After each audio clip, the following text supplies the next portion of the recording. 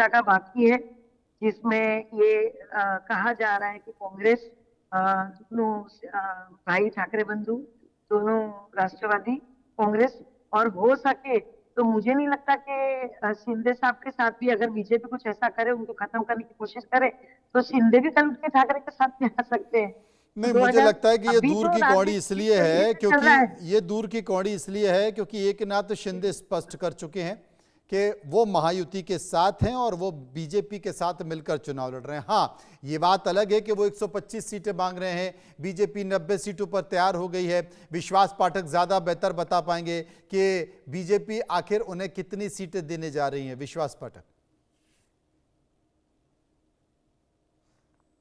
है बीएमसी में मुंबई में एकनाथ शिंदे की शिवसेना और भारतीय जनता पार्टी का गठबंधन लगभग तय हो गया है और अंतिम चरण में हमारा डिस्कशन हो रहा है और दोनों भी पार्टियों को स्वीकार्य इसी प्रकार का वो कैलकुलेशन रहेगा। और बात ऐसी है कि शिवसेना के साथ में भारतीय जनता पार्टी का जो संबंध है वो 1980 से है। ये जो शिवसेना है ये हमारे बाला साहब ठाकरे के विचारों पे चलने वाली शिवसेना है।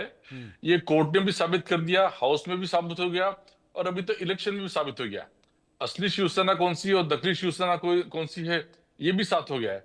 इसलिए इस बार बीएमसी में महायुति का में शिवसेना और भारतीय जनता पार्टी का सत्ता आना लगभग तय हो गया है।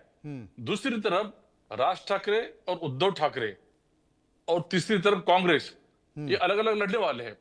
इसमें एक दिलचस्प बात ऐसी है जो हम सुन रहे हैं कि कल राज ठाकरे और उद्धव ठाकरे अपने एकत्रीकरण का ऐलान करने वाले हैं। लेकिन मुझे बताइए 2007 में हमें समझना चाहिए कि राज ठाकरे क्यों बाहर निकले, क्योंकि दोनों भाइयों की एक महत्वाकांक्षा थी।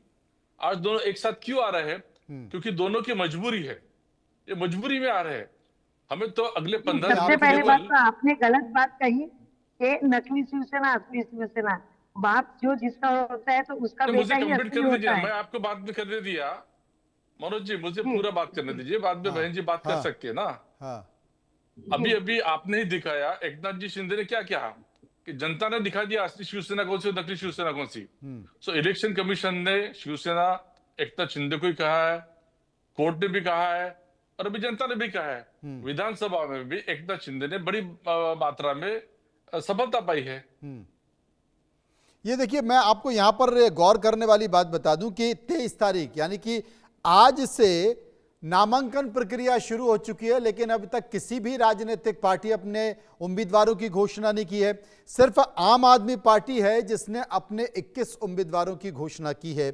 बाकी 227 यानी कि 74,000 करोड़ रुपए का बजट बीएमसी का, और उस 74,000 करोड़ के बजट में जो सीटें हैं वो सीटों पर इंतजार किया जा रहा है कि भाई 227 सीटों पर उम्मीदवार अपनी घोषणा कर दे। किशोर तिवारी मेरे साथ मौजूद हैं, शिवसेना उद्धव ठाकरे गुट मौजूद हैं। किशोर साहब, क्या ये मान लिया जाए कि ठाकरे ब्रांड से ही उद्धव ठाकरे और राज ठाकरे बीएमसी में अपना परचम लहरा पाएंगे, और राज ठाकरे के आने के बाद जो एक गठबंधन था आपका महाविकास अघाड़ी गठबंधन, वो टूटता हुआ नजर आ रहा है, क्योंकि कांग्रेस भी कह रही है कि भाई हम तो अकेले चुनाव लड़ने वाले हैं। मैं सुन रहा था जी। और जो नगर निगम के चुनाव हुए जिसमें नगर परिषद और नगर पंचायत थी, उसमें बीजेपी को बहुत सफलता मिली और इनको भी मिली, अपने एकनाथ शिंदे को भी, तो इनका अभिनंदन है। लेकिन एक बात मुझे कहना है कि जिस प्रकार के से राज ठाकरे को आपने ही बताया कि एक भी सीट नहीं मिली, तो राज ठाकरे का क्या वैल्यूएशन है बीएमसी के हिसाब से मुझे मालूम नहीं, लेकिन राज ठाकरे के आने के वजह से मुस्लिम, दलित और अमराठी लोग हमारे से दूर जाएंगे, ये बात है।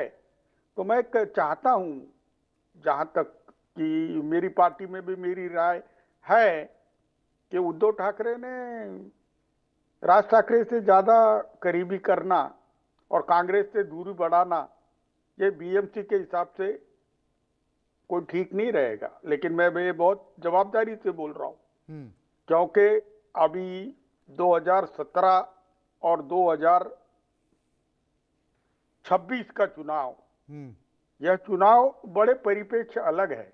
पिछले चुनाव हम देखते हैं असेंबली के और नगर इकाई के, तो ऐसा लगता है कि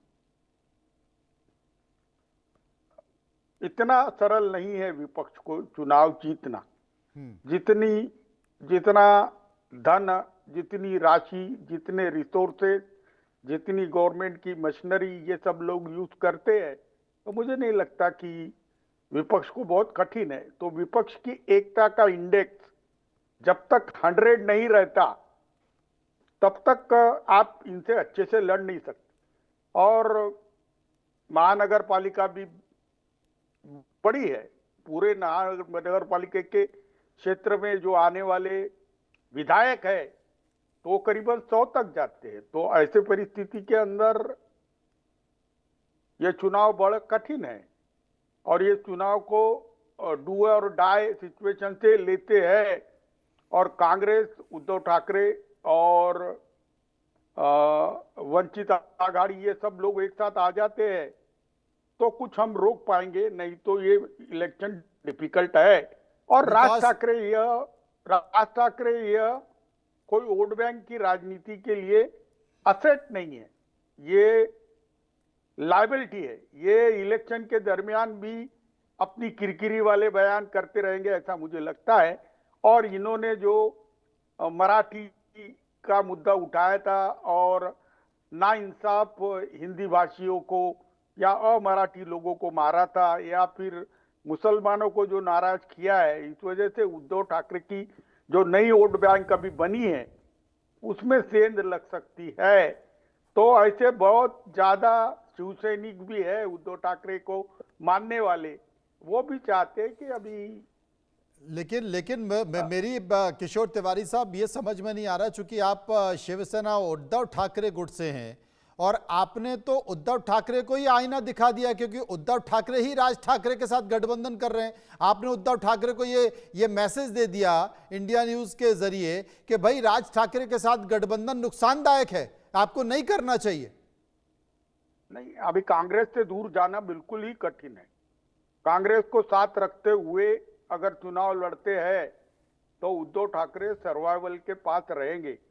और वोट बैंक की राजनीति, भाषावाद, धार्मिकता, इससे बढ़कर बंबई की अस्तित्व, बंबई की ग्रोथ, बंबई का इंपॉर्टेंस, बंबई में जो इंफ्रास्ट्रक्चर सिस्टम है वो, बंबई का स्लम का रिहेबिलिटेशन, बंबई में आवास और बहुत सारी मुद्दे हैं जिसपे ऊपर अगर कांग्रेस और उद्धव ठाकरे फोकस करते हैं और बीजेपी को कहीं किस कॉर्नर में खड़ा करते हैं कि आपके पास भी 2.5 साल से सरकार है, आपने इस दिशा में क्या किया।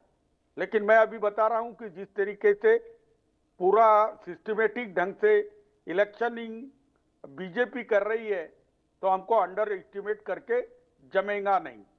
अंडर एस्टिमेट करके जमेगा नहीं। मेरे साथ मौजूद हैं, मैं उनके पास एक बार फिर से चलूंगा। फायदा हसन मेरे साथ मौजूद है। फायदा जी, यहाँ तो किशोर जी ने बड़ी ईमानदारी से कह दिया कि देखिए भाई, सबको साथ में लेकर अगर चलेंगे तो फिर भी उम्मीद है, वरना बहुत मुश्किल है बीएमसी का, क्योंकि वहाँ पर मजबूत पार्टी है, मजबूत गठबंधन है, सरकार की मशीनरी है। मुझे लगता है कि धन धान्य की भी कोई कमी नहीं है, तो बड़ा मुश्किल हो जाएगा। अब एनसीपी को तय करना है कि वो कांग्रेस के साथ आकर उद्धव ठाकरे के साथ रहे, लेकिन यहाँ तो राज ठाकरे को ले लिया तो लगता नहीं है कि कुछ बात बन पाएगी। अब बिखरना तय है।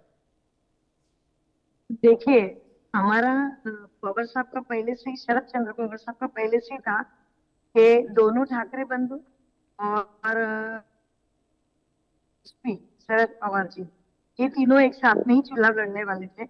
अभी इस बीच में अभी कांग्रेस की भी बातचीत चल रही है, क्योंकि पवार साहब ने कांग्रेस को भी, जैसे अभी किशोर जी ने कहा वैसे ही, कि एक साथ में एकजुट बनेंगे तो मुट्ठी बनेगी। क्योंकि आप देखेंगे तो अभी ये जो नगर अध्यक्ष के जो चुनाव हुए हैं, आप एक बाजू तो बीजेपी और शिंदे का एक साथ में, लेकिन कल्याण में ही शिंदे, एकनाथ शिंदे जी को धूल चटा दी बीजेपी ने। तो आप सोचिए कि बीजेपी किसकी भी नहीं है, खाली वो अपने टाइम पे यूज करके यूज एंड थ्रो वाली नीति बीजेपी की आज पहले से इसकी ही, चर्चा अभी विकास से नहीं। पाठक साहब हो नहीं रही तो है। इनका शिवसेना का उनका गठबंधन भी नहीं टूटा था। इसकी चर्चा हो रही है, हाँ, लेकिन विपक्षी नहीं तो इनका गठबंधन में गठबंधन भी टूटा था। आज इन्होंने दहशत तो है आनंद फानन बीजेपी में और शिवसेना शिंदे गुट के नाम से। और बड़ी ईमानदारी के साथ किशोर तिवारी जी ने कह दिया कि साहब बहुत मुश्किल हो जाएगा, क्योंकि राज ठाकरे का साथ पूरा आना भारी पड़ेगा। इन्होंने आज आज राहुल गांधी जी ने वोट चोरी का मुद्दा इतनी बड़ी धूमधाम से उठाया और प्रूफ के साथ उठाया है। उसके बावजूद भी आपको पता है कि बीजेपी ने किधर किधर कब्जा करके रखा है। बीजेपी उनके सब कुछ उनका है, तो कुछ भी नहीं हो रहा। ज्ञानेश कुमार जी को आप कुछ भी बोलो तो वो बताऊं मैं, विकास पाठक जी, तुम्हारे औरतों की वीडियो थोड़ी जारी करने बोले, जो वोटिंग हुई उसकी। तो ये सारी विकास चीजें पाठक जी ध्यान में संक्षेप में रखते हुए प्रतिक्रिया। और मैं बहन यही जी अगर आपको बात कहना करना चाहती बंद हूँ कि करेंगे तो विकास जी, 2026 विकास में जी, महाराष्ट्र विकास जी, हाँ तो बहन जी जरा आप मुझे बात करने दीजिए। देखिए जहां तक बीएमसी का आप सवाल है, बोलिए। बीएमसी में शरद पवार राष्ट्रवादी कांग्रेस और अजित पवार राष्ट्रवादी कांग्रेस, इनकी जो ये बल है वो करीब करीब शून्य है, इसलिए बीएमसी में उनका कोई मतलब नहीं है।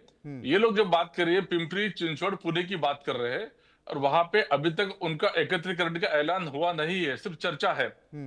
स्वयं अजित दादा पवार ने कहा है कि हम 26 तारीख को उसका ऐलान करेंगे। अब जहां तक हमारा सवाल है, एकनाथ शिंदे की शिवसेना और भारतीय जनता पार्टी का हमारा लगभग तय हो गया है। पूरे 227 सीट के ऊपर हम आरपीआई के साथ मिलके हम लोग चुनाव लड़ने जा रहे हैं, और हमें पूरा विश्वास है 15 जनवरी 2026 को जो महापौर रहेगा मुंबई का,